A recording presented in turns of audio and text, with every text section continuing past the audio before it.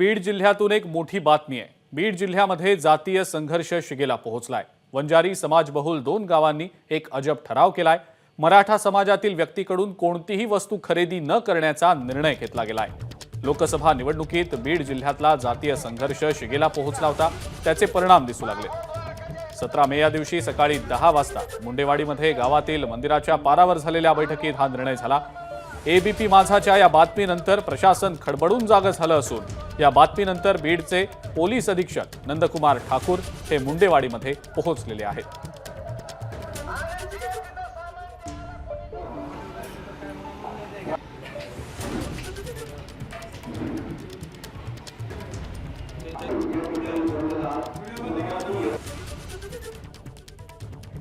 नांदूरघाट परिसरामध्ये जातीय तेढ निर्माण झाला आणि याचे पडसाद इतके टोकाला पोहोचले की अक्षरशः वंजारा समाजातील गावांनी निर्णय घेतला आणि तो निर्णय असा होता की मराठा समाजातील व्यक्तीकडून कोणतीही खरेदी करायची नाही।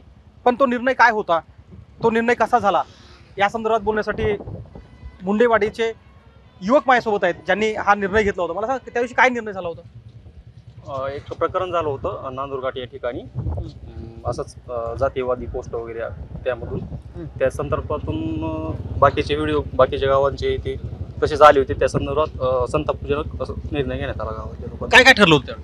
याच की फाट्यावर नांदूर फाट्यावर समजा खरेदी करायची नाही मग त्याची अंमलबजावणी झाली?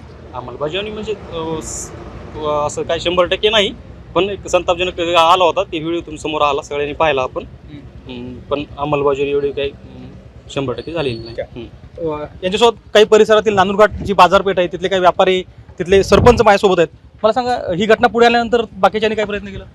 आम्ही नारेवाडी आणि मुंडेवाडीच्या स्थानिक नागरिकांशी बोललो होतो। नांदूर फाट्यावर बैठक घेतली त्यांच्यासोबत। आम्ही बैठकीनंतर ते म्हणले आपण उद्या सकाळी याच्यावर निर्णय घेऊ। त्यानंतर त्यांनी काही रिस्पॉन्स दिला नाही याच्यावर।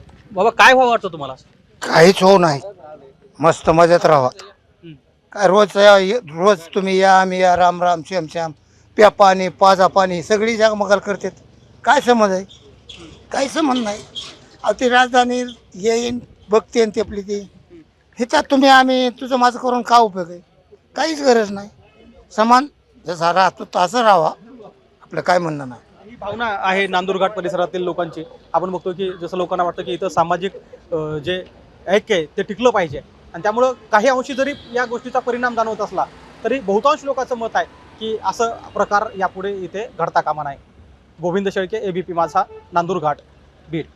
दरम्यान बीड जिल्ह्यातील घटना ही धोक्याची घंटा आहे असं बच्चू कडू म्हणालेले आहेत। बीडमधील जातीवाद हा महाराष्ट्रासाठी चांगला संदेश नाही अशी प्रतिक्रिया मराठा नेते मनोज जरांगे यांनी दिलेली आहे।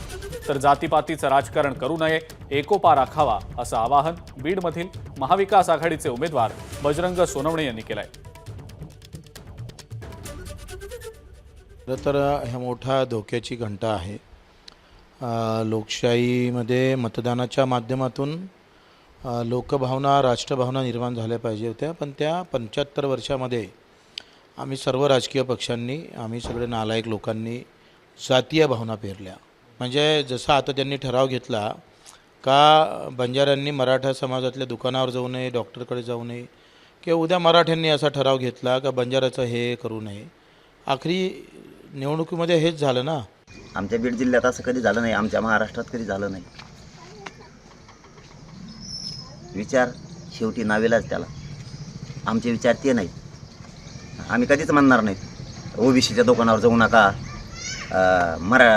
वंजाऱ्याच्या दुकानावर जाऊ नका, कधीच म्हणणार नाहीत आम्ही। असे इतक्या खालच्या दर्जाचे विचार आम्ही ठेवणारच नाही, कधीच नाही ठेवणार। इतका जातीय तेढ निर्माण व्हायला काय झालं? एवढा जातीय तेढ निर्माण करायला तुम्हाला एवढं काय झालं?